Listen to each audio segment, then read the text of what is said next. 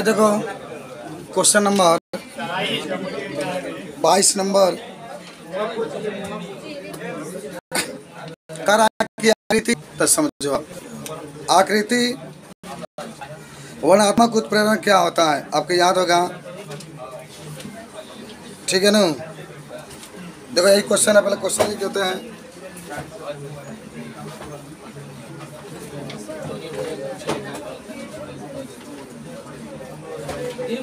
आओ क्वेश्चन ये करा कि आकृति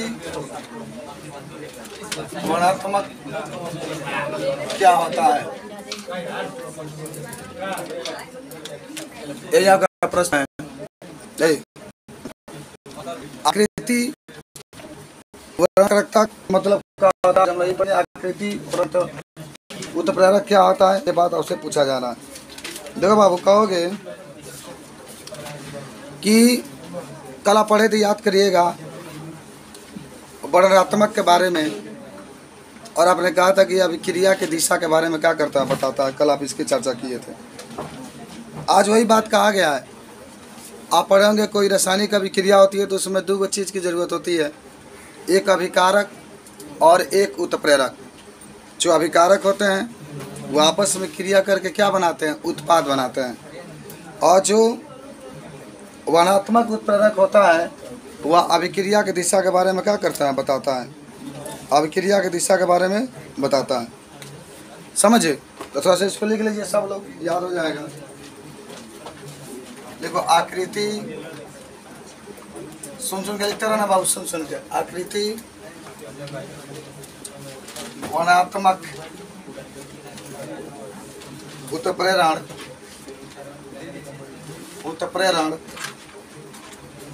वह उत्प्रेरकीय क्रिया होती है। यार अब तो पढ़ो यार, कब तक बात करते रहोगे हाँ? जो उत्प्रेरक की छिद्र संरचना तथा अभिकारक के आकार पर निर्भर करता है, तथा अभिकारक के आकार पर निर्भर करता है, जो अभिकारक के आकार पर निर्भर करता है। और कह सकते हैं कि हाइड्रोकार्बन के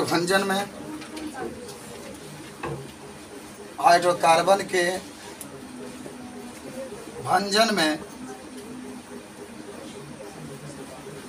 जियोलाइट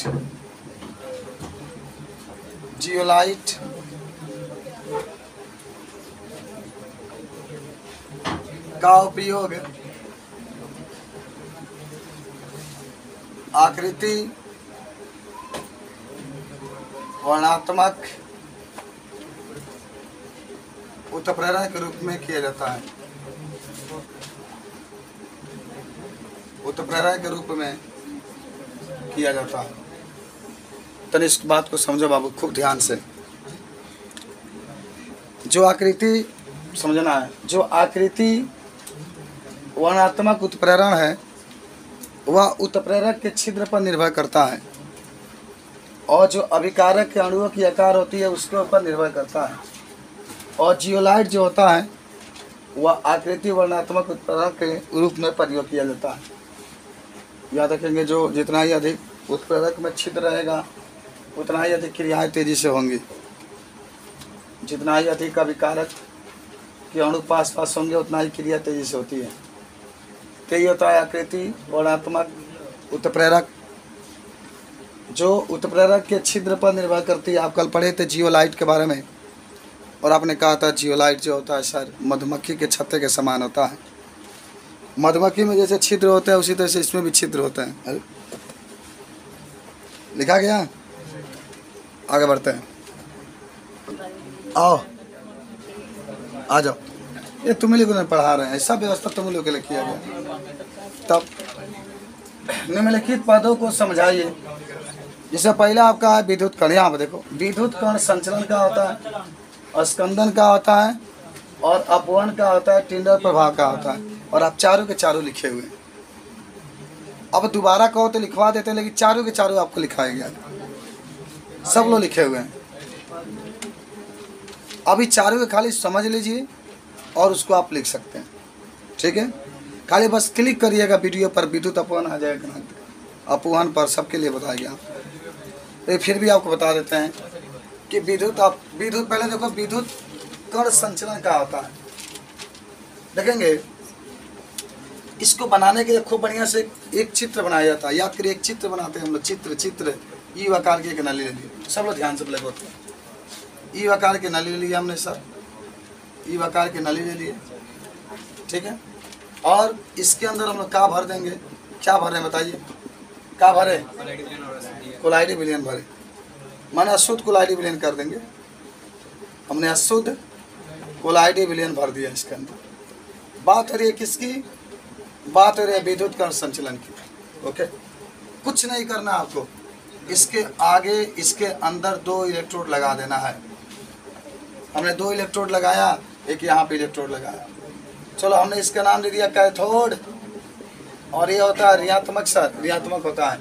हमने इसका नाम दिया एनोड, और ये क्या होता है, धनात्मक होता है। हमने ला करके तार को बैटरी के प्लस से जोड़ा, माइनस प्लस माइनस, हमने लिया करके इसको माइनस से जोड़ा। जरा सोचो कि अगर वैद्युत कण संचलन के बारे में आएगा तो आप क्या बातें कर सकते हैं। ई आकार के आप नली लिए, इसमें जो अशुद्ध कोलाइडी विलयन था हमने इसके अंदर डाल दिया। इसके अंदर हमने 2 इलेक्ट्रोड लगाया, एक एनोड था जो बैटरी के धन से जोड़ा, एक कैथोड था जो बैटरी के ऋण से जोड़ा। देखो, जो बैटरी के धन से जुड़ेगा धन प्लेट होगा, और जो ऋण से जुड़ेगा ऋण प्लेट होगा। और ऋण वाला को हम लोग कैथोड कहते हैं, और प्लस वाला को क्या कहते हैं, जोड़ दिया एकदम काम खत्म। अब देखो क्या होगा, अब इसमें कार्यक्रम हुआ, आराम हुआ कि नहीं कुछ है, दर्द आराम हुआ कुछ। अच्छा देख लिया जाता है 10 मिनट। चलिए अब क्या होगा कि plus minus plus minus plus minus plus minus minus plus minus plus, सब उपस्थित होते, सब कोलाइडी कण के आवेश है।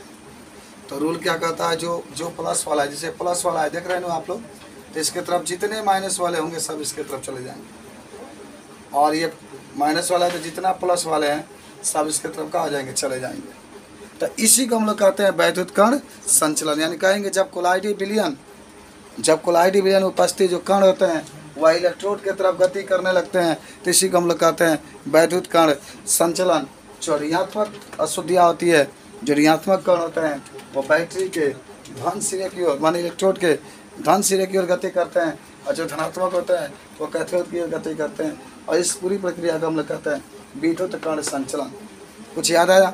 संचलन का मतलब क्या होता है, गति। संचलन का मतलब होता है गति, इसे कहते हैं वैद्युत कण संचलन। जब भी आपसे बात पूछा जाएगा आप तुरंत इसको बता सकते हैं। किसी को दिक्कत, सब कुछ आपको लिखा दिया गया है, कॉपी पर आप देख सकते हैं। आपके पास PDF होगा, उसमें भी सब बताया गया, उसको भी आप देख सकते हैं। बात समझे? तो इस तरीके से अगर आपसे कोई पूछे वैद्युत कण संचलन के बारे में तो आप इसको बता सकते हैं। याद होगा? आप ई आकार के नली लेंगे, इसके अंदर कोलाइडी विलयन भर देंगे, एक 2 इलेक्ट्रोड लगा देंगे, एक प्लस होगा उसको एनोड कहते हैं, एक माइनस होगा उसको कैथोड कहते हैं। पूरा विलयन भर देंगे, और उसमें जो कण होंगे, जो धनात्मक कण होंगे वह ऋणात्मक कैथोड की ओर जाएंगे, और जो ऋणात्मक कण होंगे वह एनोड की तरफ गति करते हैं। और जब कण गति करता है, वैद्युत के क्षेत्र में गति करता है, इसी को हम लोग क्या कहते हैं, वैद्युत कण संचलन कहते हैं। क्या आपको समझ में आई ये बात? क्या बात समझे? आप देखिए ना, बाद में लिखिए, लिख दिया ना तरीका। चलिए मिटाएं इसको। किसी को पूछना है कुछ? आपको पूछना? अरे कहाँ, सब तो बताइए दिया, कहाँ इसमें बताइए। फिर भी अगर पूछना है तो पूछ सकते हैं। चलिए आगे, निगेटिव ना सोचा जाता है, पॉजिटिव सोचा, ठीक है ना। चलिए, सबके प्रति सब लोग निगेटिव सोचेगा ताकि पॉजिटिव कब सोचे। चलिए आइए, अब दूसरी बात आपकी आ रही है जिसका नाम होगा अस्कंदन। अस्कंदन, अस्कंदन हमको लगता है सब लोग को याद होगा। याद है आप लोग को? क्या है? कोलाइडी विलयन। कोलाइडी विलयन है। मान लो कोलाइडी विलयन है, सबके ऊपर धनात्मक है, धनात्मक धनात्मक धनात्मक धनात्मक धनात्मक धनात्मक धनात्मक। ए जी, मान लो कोई ना कोई एन है, एन के ऊपर धनात्मक, एन है, एन है, एन है, एन है, एन है, एन है, एन है, एन है, सोचो क्या, एन है, एन है, एन है, एन है। अभी नहीं बैठेगा ना, क्योंकि सब कण धनात्मक है, प्रतिकर्षित कर रहे हैं एक दूसरे से, कभी ये क्रिया करके नीचे नहीं बैठेंगे। हम चाह रहे हैं बाबू, हम ये चाह रहे हैं कि ये जो एन है वो जा कर के नीचे बैठे। ये नीचे क्या करना चाहते हैं? बैठाना चाहते हैं। तो बैठाने के लिए क्या करना पड़ेगा? ये जो आवेश है उसको हटाना पड़ेगा। भाई जब तक आवेश रहेगा तब तक नीचे क्यों बैठेगा? बैठे बाबू, अनुज बाबू, ए सिर ऊपर कर यार, काहे नीचे किया है? सीधा बैठे, एकदम जवान की तरह, भारत के जवान नजर आते हो, नीचे मुड़ी धसा लिए हो। चलिए सब प्लस आपका है, आप प्लस को पहले ख़त्म करिए। तो प्लस को ख़त्म करने के लिए क्या करेंगे? इसमें Cl माइनस मिला देंगे। अब पूरा Cl माइनस जाएगा, पूरा प्लस के साथ मारेगा, क्रिया करेगा, क्रिया करेगा, क्रिया करेगा, क्रिया करेगा, खत्म, आवेश खत्म, खेला खत्म। और ये देखिए Na जा रहा है, NaCl माइनस जा रहा है, अब बन जाएगा NaCl जो भी आपका होगा। और ये जा करके कोलाइडी विलयन के रूप में ये जा करके कहाँ बैठ गया? नीचे बैठ गया। और जब ये नीचे बैठ जाता है तो इसी को हम लोग क्या कहते हैं? अस्कंदन। तो यहाँ से कहेंगे जब कोलाइडी विलयन के आवेश को हटा दिया जाता है तो कोलाइडी विलयन जाके नीचे क्या आते हैं? बैठ जाते हैं।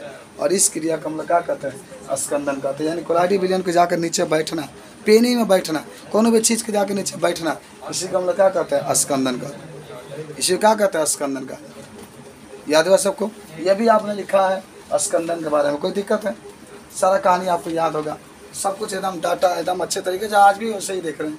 आवेश कटाई नीचे जाकर बैठ। फिटकिरी के नाम सुने हैं? फिटकिरी को डालेंगे जाके नीचे बैठ जाता है। आप दाढ़ी बनाते हैं, माधो के कट जाता है तो फिटकिरी के लगा देते हैं ना, तो सही है। तो स्कंदन के कारण ही वहाँ पर जो होता है रुक जाता है, ब्लड रुक जाता है। बात समझ रहे हैं? स्कंदन के कारण ही ऐसा होता है। चलिए लिखने की जरूरत है, लिखा है कि आप लोग लिखे हैं? सब लोग लिखे हैं? आप लोग लिखे हैं कि नहीं लिखे?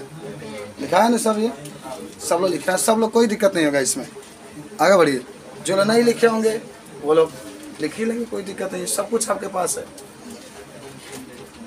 आइए अब आते हैं हम लोग अपवहन विधि के पास।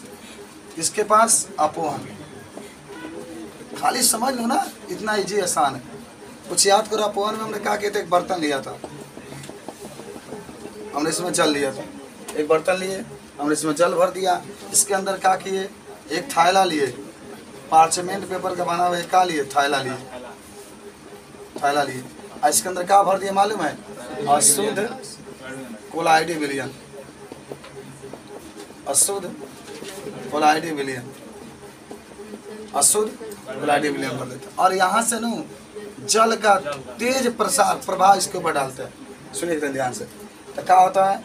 जब डालते हैं तो यहाँ से तो जल बाहर ही निकल जाता है, लेकिन देखिएगा ध्यान से, कोलाइडी कण तो नहीं बड़े होते हैं, कोलाइडी कण तो नहीं बड़े होते हैं। जो अशुद्धियाँ होती है छोटी होती है, अशुद्धियाँ अंदर आ जाती है, अशुद्धियाँ माने बाहर निकल जाती है, छोटी होती है। तो और कोलाइडी कण क्या होता है? इसी को हम लोग कहते हैं अपवहन विधि। अपवहन विधि का प्रयोग कहाँ करते हैं हम लोग? कोलाइडी विलयन को शुद्धिकरण में करते हैं। जैसे कोलाइडी विलयन है, उसके अंदर अशुद्धियाँ है, अशुद्धियाँ छोटी है, कोलाइडी विलयन बड़े हैं, तो उसको ये क्या करते हैं? थैला में, पार्चमेंट पेपर का थैला होता है। देखिए पार्चमेंट पेपर, या इसी को हम लोग, आपको याद होगा कौन झिल्ली कहा जाता है? कौन झिल्ली? कौन झिल्ली? एकदम सही लड़की बोली। अर्धपारगा में झिल्ली, मुँह थक रहे हैं आप लोग, आज तक याद नहीं किए। अर्धपारगा में झिल्ली किसे कहता है? छोटे से झिल्ली से मिलकर बनी होती है। अर्धपारगा में झिल्ली वह झिल्ली होती है जिससे विलाय के कण बाहर निकल जाते हैं, लेकिन विलाय के कण नहीं निकलते हैं। मूड मत खराब करो लोग। इसीलिए ये अर्धपारगा में झिल्ली वह झिल्ली होती है जिससे विलय के माने विलाय के कण, विलायक माने क्या भाई? जल। तो जैसे न जो अशुद्धियाँ होती है वो छोटे होते हैं, वो छोटे होते हैं, वह इस पर्दे से, इस पत्र से, इस झिल्ली से निकल जाते हैं। अतः कोलाइडी कण बड़े होते हैं, वह इसके अंदर आ जाते हैं, और इस प्रकार कोलाइडी विलयन का शुद्धिकरण हो जाता है। अशुद्धियाँ बाहर निकल गई और कोलाइडी विलयन इसके अंदर रह गए। इसी विधि को हम लोग क्या कहते हैं? अपवहन विधि को। क्या कहते हैं इसको? अपवहन विधि। क्या पढ़ते हो? याद कर लेता नहीं? तो बनो शहजादे, बनो शहजादे। चलिए इसको कहते हैं हम लोग अपवहन विधि। कुछ याद होगा? हाँ छाप रहे हैं, इसी को क्या कहते हैं हम लोग? अपवहन विधि कहते हैं। चलिए अपवहन विधि के बाद 4 नंबर आज ये देखिए, बोर्ड में आपसे पूछा जाएगा बाबू, एकदम आज सीख लीजिए। चिल्ला चिल्ला का आवाज़ हम फाड़ रहे हैं, अपना आवाज़ आपको दे रहे हैं, कि चलिए आप तनिक सीख लीजिए, मैंने आपको लिखाया है, थ्योरी में पढ़ाया है, फिर आप चिल्ला चिल्ला कर बता रहे हैं, फिर आवाज़ चला जाएगा रात में फिर से। आइए आगे बढ़ते हैं। 3 नंबर होता है टिंडल प्रभाव। टिंडल प्रभाव, टिंडल प्रभाव। टिंडल प्रभाव में क्या होता है सुनो, एक कोलाइडी विलयन लेते हैं हम लोग, कोलाइडी विलयन लेते हैं, कोलाइडी विलयन लेते हैं, कोलाइडी विलयन लेते हैं। और इसमें जब प्रकाश को गुजारा जाता है तो कोलाइडी विलयन के कारण जो होता है प्रकाश को फैला देता है, और प्रकाश का पथ क्या दिखाई देता है, चमकीला दिखाई देता है। इसी को हम लोग क्या कहते हैं, टिंडल प्रभाव। क्या कहा गया, ये कोलाइडी विलयन में जब प्रकाश को हम लोग गुजारते हैं तो ये प्रकाश होता है इसको फैला देता है, इस किरण को फैला देता है। इसी को हम लोग क्या कहते हैं, टिंडल प्रभाव कहते हैं। जब जो प्रकाश का पथ चमकीला दिखाई दिया जाता है, इसी को कहते हैं टिंडल प्रभाव। ये क्वेश्चन आपका था। इतने बच्चे बैठे हुए हैं, आ जाओ आ जाओ, बहुत अच्छे तुम लोग, बहुत मेहनत कर। हाँ, पहला फेन प्लावन प्रक्रम द्वारा सल्फाइड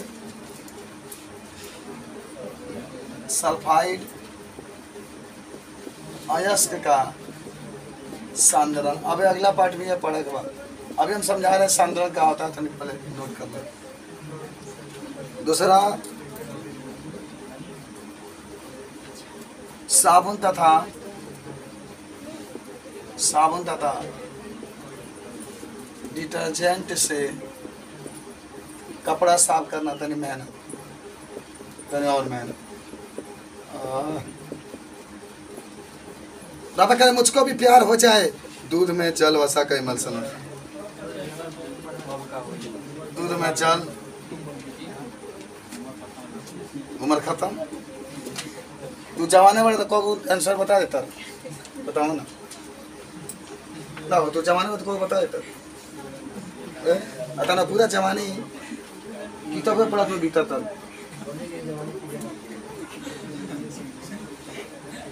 क्रीम बनाने में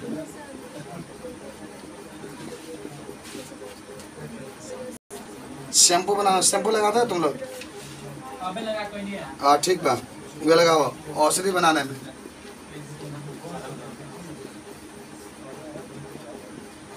चलिए, जैसे ना सांद्रण का मतलब होता है छानना। आप देखते होंगे कभी कभी झाग जब बनता है तो मैल ऊपर आ जाता है और कुछ देर के बाद नीचे जाकर बैठ जाता है। तो झाग देखिए, फेन प्लावन, फेन का मतलब होता है झाग बनना। तो सल्फाइड अयस्क को जब हम अलग करते हैं तो वही फेन प्लावन प्रक्रम द्वारा अलग करते हैं। साबुन और डिटर्जेंट का प्रयोग करके हम लोग कपड़ा को साफ करते। याद होगा, साबुन जो होता है केवल मृत जल के साथ झाग देता है, कठोर जल के साथ झाग नहीं देता। आप पढ़े भी थे, इससे आप मृत जल और कठोर जल की पहचान कर सकते हैं। नहीं याद बा? जो डिटर्जेंट होता है केवल किसके साथ झाग उत्पन्न करता है, माने आपके मृत जल और कठोर जल के साथ, दोनों के साथ करता है। दूध में जल तथा वसा का मिश्रण, यह भी एक प्रकार की इमल्सन हो रहा है। और क्रीम बनाने, क्रीम भी आप पढ़े होंगे, क्रीम भी बनाया जाता है, क्रीम आप लगाते भी होंगे। शैम्पू, औषधि बनाना, ठीक है ना, तो ये बात आपकी होती है। तो इस तरीके से अगर कोई पूछे आपसे तो आप इसके बारे में क्या कर सकते हैं, बता सकते हैं। अब क्वेश्चन नंबर 25 है, मिसेल क्या होता है। कल ही आप इसकी चर्चा किए थे, फिर आज बता दें। मिसेल हो जाएगा, मिसेल में कोई दिक्कत नहीं, लेकिन फिर भी आपको बता दें एक बार मिसेल के बारे में। कल आप पढ़े थे, आपने इसको लिखा भी है। फिर वही क्वेश्चन नंबर 25 आपका है, 25 नंबर। मिसेल क्या होता है, मिसेल क्या होता है, चले बताएं। मिसेल के बारे में नोट हो गया सबका? बताएं। अरे कल पढ़े थे तो वो अच्छा नहीं आए थे, ठीक बा। तो ये मिसेल के बारे में बताते हैं आपको, सब लोग हम ध्यान दे। देखिए, बड़ी मुँह लग रही है आप लोग को। हाँ हाँ हाँ, ब्लैक बोर्ड की तरफ RCOO 25वां है, RCOONA। आप कहते कल अब चाहे तो आगे क्या लिख सकते हैं, C17H35 भी। एकरा के जल में डालो, किस में डालोगे, जल में, तो क भाग में टूटेगा, 2 भाग में RCOO और फिर Na+ में और ये माइनस में, फिर ये 2 भागों में टूटेगा, R और COO माइनस में, मैंने कहा RCOO लिख लो। भाई क्या होता है, जल विरागी, और ये क्या होता है भाई, जल रागी। मजा आ गया सर, आपने तो एकदम 1 मिनट में बता दिया मिसेल। और क्या होता है, यही जल विरागी जो होता है, कल बताए थे आपको कि जहाँ ये मान लो कपड़ा है, ये मान लो दुपट्टा है, और दुपट्टा में मैल लग गया है, फेटर लग गया उसमें, या मैल लग गया, उसको साफ करना है, तो ज़्यादातर कचिएगा मत, नहीं दुपट्टा चिड़िया के फट जाता है जैसे गजने भाई हो। तो क्या होता है कि जो ये आर देख रहा है इसके पास चला जाता है इस तरीके से, और फिर ये मैल को क्या करता है, काट देता है। अब मैल को काट देता है, काटने के बाद हमारा अलग कर देता है, फिर आप उसको पटकते हैं प्लस्तर पर, आएगा दरकस देते हैं, तो अगर बस मैल क्या होता है, छूट जाता है, पानी में डालते हैं और निकाल लेते हैं, एकदम चमकता हुआ आपका जो भी कपड़ा होता है आपको दिखाई देता है। और इसी पूरी प्रक्रिया को हम लोग क्या कहते हैं, मिसेल कहते हैं। देख लीजिए, इसी को हम लोग क्या कहते हैं, आपका मिसेल कहते हैं। कल भी आप पढ़े थे, आज भी आप पढ़े थे, कोई दिक्कत नहीं है, बता दो सब। अरे क्या है, RCOO, यही साबुन का सूत्र भी होता है। आप इसको तोड़ देंगे फिर आपका बन जाएगा, ठीक है। अच्छा क्वेश्चन, तो क्वेश्चन नंबर 26 तो बहुत ईजी है। क्वेश्चन नंबर 26 आवा, एल्कोसाल आ जाते हैं, एल्कोसाल। अच्छा सुनो बाबू, आप कोलाइडी विलयन में 2 चीज़ पढ़े होंगे, एगो परिक्षिप्त अवस्था, सुनो, एगो परिक्षिप्त अवस्था और एगो परिक्षेपण अवस्था, 2 गो।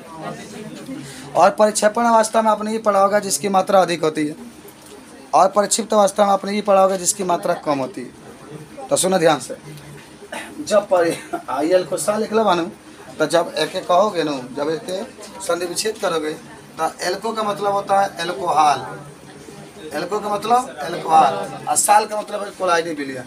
माने कह सकते हैं कि जब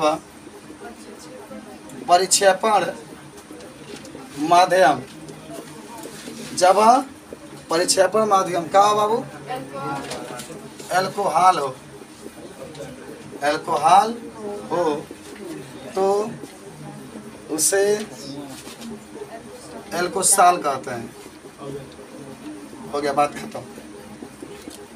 एल्कोहल में कोई चीज़ मिलाओगे ना, शराब ले लो, उसमें नींबुआ गारो, शराब ले लो खटमिठिया बनाने के लिए, उसमें संतरा गारो, शराब ले लो उसमें पानी मिला लो, शराब ले लो जौन मगर तौन मिला लो। तो शराब जब भी रहेगा, माने एल्कोहल जब भी रहेगा, और उसमें जो बाहर से चीज़ मिलाओगे तो उसी को हम लोग क्या कहते हैं, एल्कोसाल। वही कहा कि जब परिक्षेपण माध्यम एल्कोहल हो तो उसे क्या कहते हैं, एल्कोसाल कहते हैं। सबको याद हो गया, आपने इसको लिखा भी है पहले से, पढ़े तो याद आ रहा है कि जब क्या हो परिक्षेपण माध्यम एल्कोहल है तो उसे क्या कहते हैं, एल्कोसाल। एल्को का मतलब एल्कोहल उसमें होना चाहिए, ठीक बा। एरोसाल, अच्छा एरो का मतलब गैस। अब यहाँ पे लिख सकते हैं कि जब एक उदाहरण में लिख रहा है, एल्कोहल में कोई वस्तु को मिलाना, कि जब परिक्षेपण माध्यम, जब परिक्षेपण माध्यम गैस हो, गैस हो तो उसे एरोसाल कहते हैं। क्या कहते हैं, एरोसाल कहते हैं। कब, जब परिक्षेपण माध्यम गैस होता। हाइड्रोसाल, भाई हाइड्रो का मतलब होता है जल, जब परिक्षेपण माध्यम जल हो, जब परिक्षेपण माध्यम जल हो तो उसे हाइड्रोसाल का। चलिए, तो हमको लगता है कि तीनों आप लोग थोड़ा सा नोट कर लो। हामिद बाबू आप, ये आपका क्वेश्चन आज का है, क्वेश्चन नंबर 27। देखिए ये क्वेश्चन आपके बोर्ड में भी पूछा जा सकता है कि कोलाइडी एक पदार्थ नहीं, पदार्थ की एक अवस्था है। इस कथन पर टिप्पणी आपको लिखना है, याद करो। एक मिनट रुकिए, देखिए कहाँ बोल रही है, किसको बोल रही है। देखो सुनो, आप नमक का नाम सुने हैं ना, NaCl को जब आप उसको जल में मिलाएंगे तो वह एक वास्तविक विलयन हो जाता है। आपको याद है ना, वास्तविक विलयन का कणों का आकार कितना होता है, 1 नैनोमीटर से कम होता है। कौन कहता है कि आप नहीं पढ़ते, बहुत अच्छे आप लोग हैं। लेकिन उसी नमक को जब आप साबुन में मिला, साबुन में नहीं, बेंजीन में मिलाते, बेंजीन का सूत्र याद है ना, C6H6। तो एक प्रकार के कोलाइडी विलयन बना लेता है। और तो हम कह सकते हैं कि कोलाइडी विलयन एक क्या है, अवस्था है। अभी देखिए ना, एक NaCl आप लिए, अगर आप सुनो पहले चित्र बना के समझाए। मान लो ये आपके पास जल है, जल है, NaCl का मतलब नमक। देखिए यहाँ पर तो बहुत लिखा गया, मिटा दिया गया, नहीं तो आप देखते हो उसमें NaCl आपने इसमें क्या किया, डाला। एक मैं क्वेश्चन आपसे पूछूँ, सब लोग बताएंगे, मज़ा आ जाएगा। NaCl में कौन सा क्षार है, कौन सा अम्ल है, सोच के बता दो। NaCl में, हाँ आप बताना चाहते हैं, लगता है Na क्षार है और Cl अम्ल है। एक बार बोलिए आप, कौन सा क्षार है, कौन सा अम्ल है इसमें? ये बताना है सिर्फ, ये नहीं पूछ रहे हैं कि अधातु है कि क्या धातु है। और कोई स्टूडेंट, ये क्वेश्चन अगर पूछा जाए कि NaCl है, इसमें कौन सा क्षार है, कौन सा अम्ल है, तो क्या कहेंगे? नहीं मालूम? हाँ बोलिए।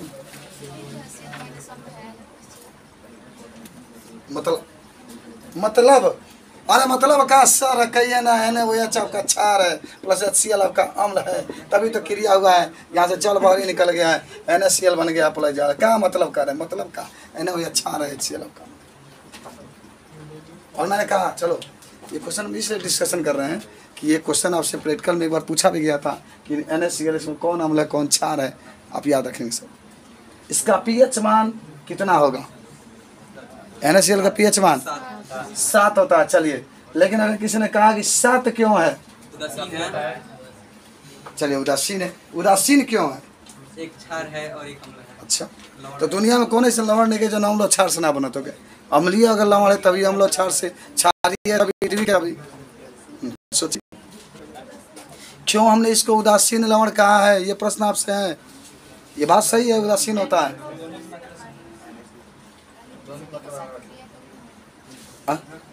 सोचिए क्यों ऐसा हुआ?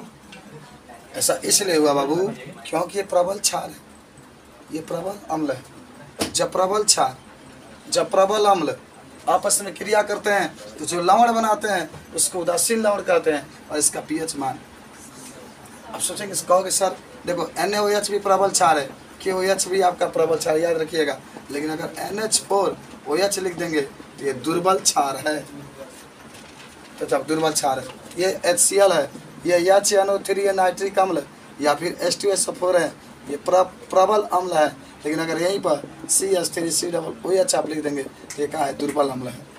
याद रखिएगा उदासीन लवण का pH मान 7 होता है। एकदम आप याद रखिएगा, क्वेश्चन प्रैक्टिकल में पूछा गया था कि Na जो Cl आप देख रहे हैं इसमें कौन सा क्षार है, कौन सा अम्ल है। पढ़ाई इतना लंबा है, पढ़ते पढ़ते मर जाएंगे, लेकिन कभी खत्म नहीं होगा। सोच रहे हैं फिर भी चलिए, ये जानकारी आपको होना चाहिए। तो खैर हमने कहा कि देखो बाबू जल लिए, जल लिए, जल हमने कहा लिया, जल लिया, जल में हमने कहा मिलाया, NaCl मिलाया। जब NaCl मिलाया तो कौन सा विलयन बन गया, वास्तविक विलयन बन गया। फिर हमने क्या किया, बेंजीन लिया, क्या लिया, बेंजीन C6H6, हमने इसमें NaCl मिलाया, NaCl मिलाया, तभी क्या बन गया, कोलाइडी विलयन बन गया। क्या यहाँ पे तो कोलाइडी विलयन इसको बनना चाहिए, लेकिन नहीं बना, यहाँ कोलाइडी विलयन बन गया। अतः कह सकते हैं कि कोलाइडी जो विलयन होता है एक पदार्थ की अवस्था होती है। थोड़ा सा लिख लीजिए इसमें, देखिए कोलाइडी विलयन, कोलाइडी विलयन एक पदार्थ की अवस्था होती है। कोलाइडी विलयन एक पदार्थ की अवस्था होती है। मिटाकर कोलाइडी विलयन एक पदार्थ की अवस्था होती है, अवस्था होती है। क्योंकि जब जल में सोडियम क्लोराइड मिलाते हैं, सोडियम क्लोराइड मिलाते हैं तो यह वास्तविक विलयन बनाता है, वास्तविक विलियन बनाता है। जबकि